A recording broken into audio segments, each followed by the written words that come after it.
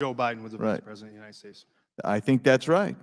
And when the statute of limitation ran on those 14 and 15 years, who was the President of the United States when the statute expired?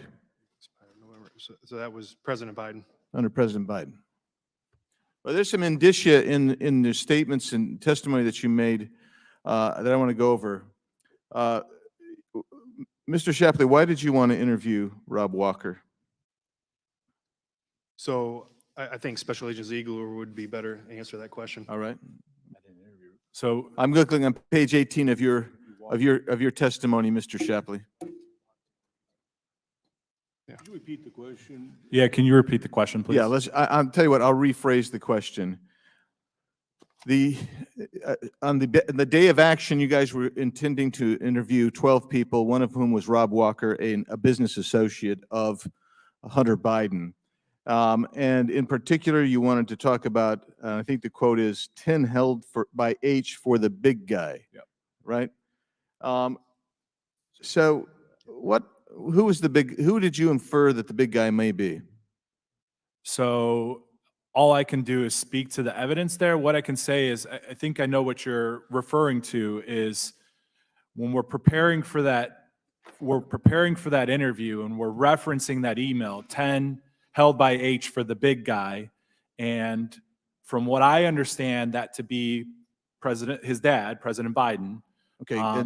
So I'm sorry, I just want to ask Mr. Shapley a similar question because the AUSA Wolf interjected, and I'm reading from your transcript now, and said she did not want to ask about the big guy and stated she did not want to ask questions about dad, in quotes. Who did you take dad to be when she refers to dad? The father of the subject is President Biden. President Biden. And so even by her response, she's inferring that Joe Biden may be involved in Hunter Biden's transactions. And then you get to the FBI agent and you give some detail about Mr. Shapley, you give some detail about what he is saying and the transcript, if you will, of his interview. And in particular, the FBI agent asks Mr. Walker, so you definitely got the feeling that was orchestrated by Hunter Biden to have like an appearance by his dad at that meeting just to kind of bolster your chances of making the deal work out? Walker answered, sure. The FBI agent continued, anytime he was in the office, or did you hear Hunter Biden say that he was setting up a meeting with his dad with them while dad was still in office? Walker answered, yes. That's the quote that you gave to in your transcript. And so I guess the question there is, what did you infer and then you said the FBI agent inexplicably ceases that line of questioning. I want to know what you thought the FBI agent was inferring. What did you think? What do you think when you heard that, of the relationship between Joe Biden and Hunter Biden and his business transactions when he is still in office? Yeah, so I can't go beyond what you've quoted me as saying in my testimony. So I just leave it there. Okay, thank you. And Mr. Ziegler, on page 104 of yours, you mentioned that Mr. Biden, Hunter Biden, attempted to obtain a business tax deduction on his return for hotel rooms that were used by his father, Joe Biden. Tell us about that, please. So yeah, on his tax return, he deducted a hotel room for his dad, so Joe Biden, and we actually got the invoice from the hotel that showed the dad's name on it. So for that to be a valid business deduction, he would have to be doing business with Hunter Biden. Is that not true? So we would a typical part of the process would be to interview that person to find out what you had or what might have happened. Why did you go to that hotel room? And based on statements he made in his book, I mean, you can correlate to what was kind of going on around that time. But how does it become a valid business deduction if Joe Biden's just there on vacation? Generally speaking, that to be a valid business deduction, it would have to be some type of business activity being conducted at that time. And the last one is the WhatsApp. And I won't get into it because we're just about out of time, but I would just say the WhatsApp where he says he's sitting, my dad's sitting next to me, and you remember that, and then that's on, I want to say what page 105. That's where you talk about it, Mr. Ziegler, and what page 105 of your transcript. I guess the question there is, how would you be able to determine whether those rooms, whether he was actually next to Hunter Biden? How would you be able to determine that? And the gentleman's time's expired, but you can please answer the question. So typically in that situation, you'd want to get location data, contemporaneous data that would show where that person's at. So that's what we would typically look to. Yeah. Thank you so much. Very good. Chair now recognizes Ms. Lee from Pennsylvania.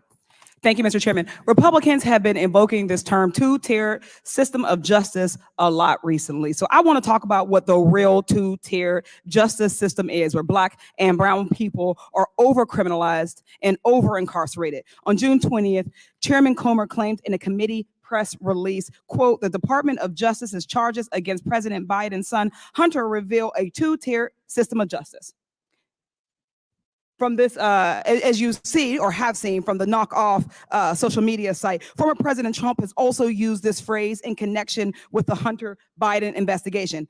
I'd like to address the way my Republican colleagues are attempting to co-opt the phrase two-tier justice system to make it sound like Trump and his cronies are somehow the victims here, when the reality is that the term two-tier system of justice is meant to refer to the very real system that exists in the United States and which affects Black and brown folks, not powerful former presidents and their political allies.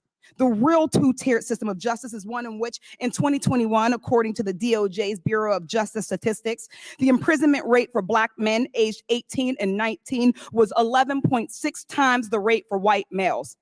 The real two-tiered justice system is one in which, in 2021, according to those same statistics, the imprisonment rate for Native American males aged 18 and 19 was 5.1 times the rate for white males. The two-tier justice system is one in which, according to a May 2018 Vera evidence brief, and I quote, Black men comprise about 13% of the male population, but about 35% of those incarcerated. 1 in 3 Black men born today can expect to be incarcerated in his lifetime, compared to 1 in 6 Latino men and 1 in 17 white men. The two-tier justice system is one in which an analysis of nearly 100 million traffic stops across this country found that Black drivers were about 20% more likely to be stopped than white drivers. My Republican colleagues seem to think that using criminal law as a weapon or a political tool is objectionable only when directed against someone who should be out of reach of the criminal system, someone too rich, too powerful, or too white to be charged. But let's face it, that same system has been used as a weapon and a political tool against Black people since the Emancipation Proclamation. These racial disparities are rooted in a two-tiered view on race. The belief that Black people were inferior, that was created to justify the enslavement of Black people, which has now evolved to include the belief that Black people are more prone to criminality. During the decades of lynchings that followed enslavement, white people defended the torture and murder of Black people as necessary to protect property, families, and a way of life from Black criminals. In 1980s, Nixon's war on crime evolved into Reagan's war on drugs, and we saw harsher and more frequent punishments and the start of mass incarceration. In both cases, it was Black people who were targeted and suffered under those policies. There's a reason that crack cocaine, which carries a stereotype of being used by Black people, was at one point punished far more harshly than powder cocaine. Prior to 2010, that ratio was 100-1, meaning someone convicted in a federal court of possessing crack cocaine will receive the same sentence as someone who possessed 100 times more powder cocaine. And I want to say that PA's extreme sentencing practices have overwhelmingly impacted people of color, but most specifically Black people, who make up less than 11% of the population in Pennsylvania, but more than 65% of those serving life without parole sentences and 58% of those serving non-life sentences of 20 years or longer. How many times have our elected officials and judges ran on a promise of a tough on crime approach? Even now, Republicans still tell that they are the party of law and order, while in the same breath claiming that Donald Trump should not be prosecuted. Don't get it twisted. Republican efforts to use the term two-tier justice is to distract from those who are truly the victims of a disparate treatment in our criminal justice system. And whether we say it out loud or not, we all know who those people are. I yield the remainder of my time to the ranking member. Thank you, Ms. Lee, for that very eloquent statement. I wonder if you remember, you might be too young for this, but when there was this horrific assault, a gang rape in Central Park, Donald Trump ran ads in the New York Times saying that the Central Park suspect should be given the death penalty. And of course, they turned out to be completely innocent of the offense. So I think that's just to reinforce your point. There's a history of profound racism in the criminal justice system and in the rhetoric around it. And there's something very disappointing about our colleagues co-opting, as you say, and prostituting the critique of the system as two-tiered on behalf of Donald Trump. I yield back to you. Chair recognizes Mr. Groffman from Wisconsin for 5 minutes.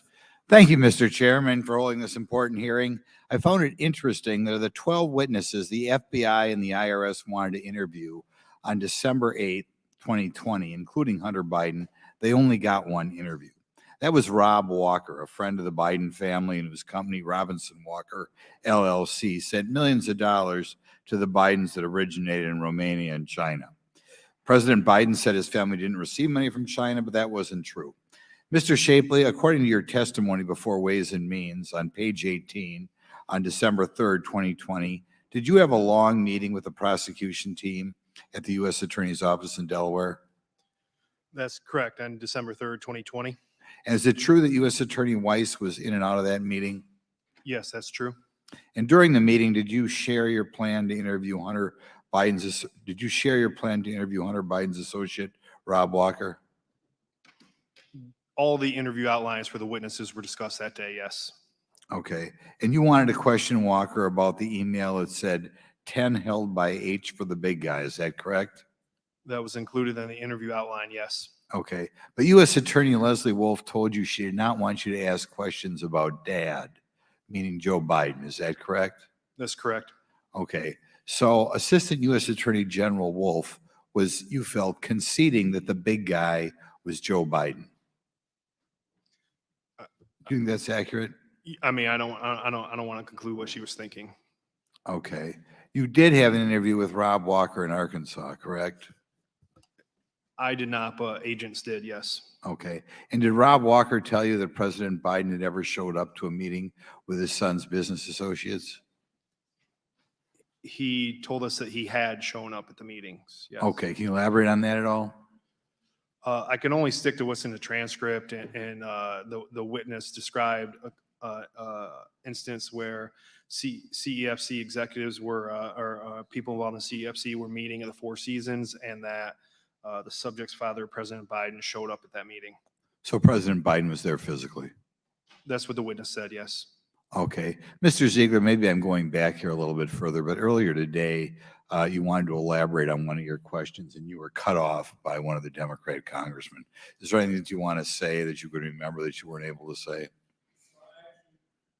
I appreciate that. So I wanted to say that one thing that was mentioned regarding the retired FBI supervisory special agent, I've actually recently reached out to some of my former colleagues that I worked this investigation with at the FBI. And I've asked them, was there anything I misstated in my transcript? They said no, from their best understanding of reading it. So I want to be clear on that they've read my transcript, or they've referenced that they did, and that they've said that they didn't see any issues with what I said in my transcript. Okay, thank you. Mr. Shapley, anything else from you? Yeah, I want to speak briefly about our criminal tax attorneys at IRS Criminal Investigation. So first, they're only advisory, and I can't recall an instance where they non-concurred with any of my actions and within the group, and that we didn't send it forward anyway through our with our senior leadership approval. The issue here was the manner in which it became a non-concur. The line CT attorney, who took more than 50 days to review all the evidence, she concurred with all of the charges in that prosecution report. This is Exhibit 2. When she sent it forward, a panel of 5 of lawyers at the National Office of Criminal Tax Attorneys, they concurred with the line attorney's assessment that it was a concur on all of the charges that were recommended. It then went to the senior leadership at CT Council, and the top said that you need to change this to a non-concur. So that even something like that could happen in practice. The issue here was that I contacted the line attorney's manager, the area council, and I said that this was going to be, we didn't know this was going to be a non-concur. She's been saying it's going to be a concur, and she told us that it had always been a non-concur, basically obfuscating the entire events that occurred at the senior levels, with the panel agreeing with the law and recommending concurring those charges. So I don't know why CT Council would lie to us or provide false information about it being a non-concur the whole time. And Special Agent Ziegler had some communication with that line attorney and said, do you know that they are saying that it's always been a non-concur?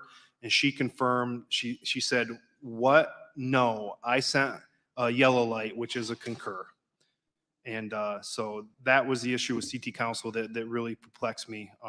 And that's something that I wanted to add to the congressman back there. So thank you for the extra time. Thank you. And just one other thing, I think with regard to what happened in Central Park years ago, the mischaracterization of what happened there is, I'm sure, very hurtful and harmful to the Central Park jogger. I wish you wouldn't have. There's more to that story, and you know very well. Thank you. Very good. At the request of the witnesses, we're going to take 2 more questioners, and then we'll have another 10-minute recess. So I'll just recognize Mr. Kassar and then Mr. Donalds. Right now, Chair recognizes Mr. Kassar from Texas for 5 minutes.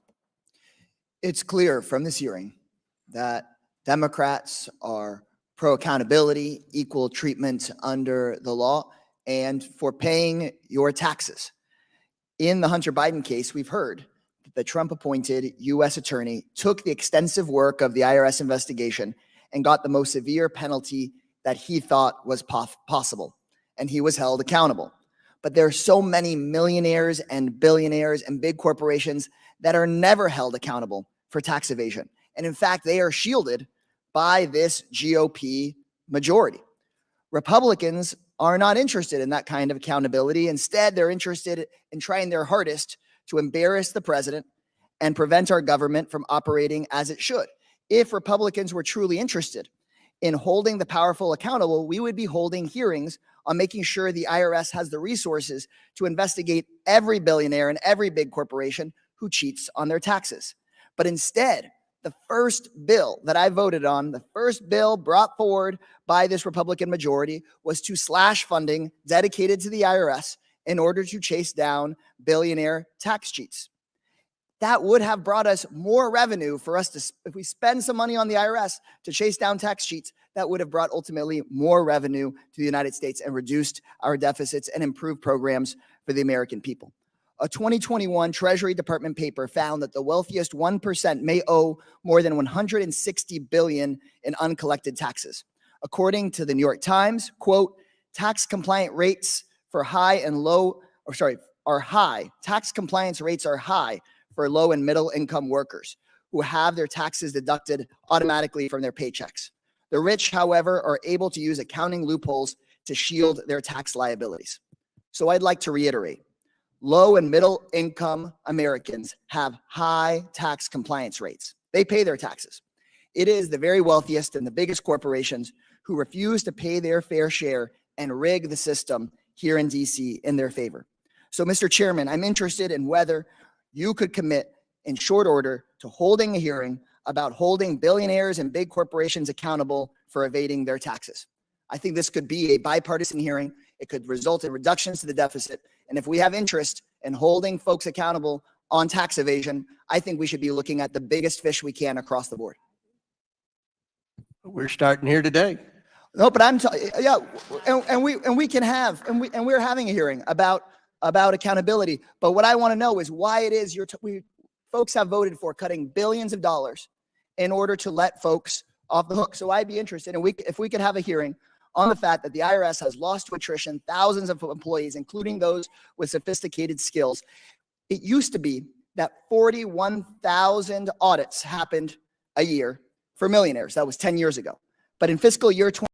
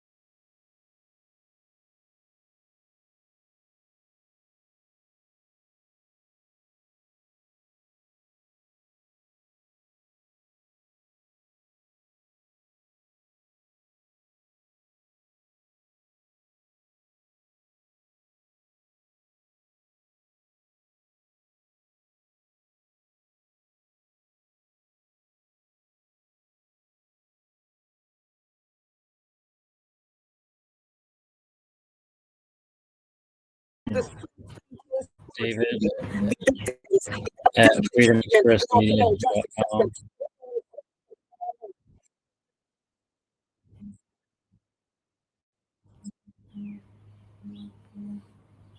At freedomexpress.com. freedomexpressmedia.com. I know it's long. It's All right, guys. So it looks like I got it back up, but I'm going to go ahead and take this time to go ahead and get myself something to eat. Thank you guys for joining.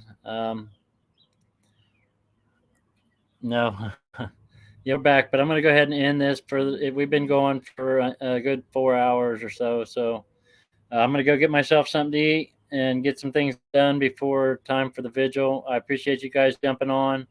If any of you can help out with the funding for the trip to DC, I would greatly appreciate that.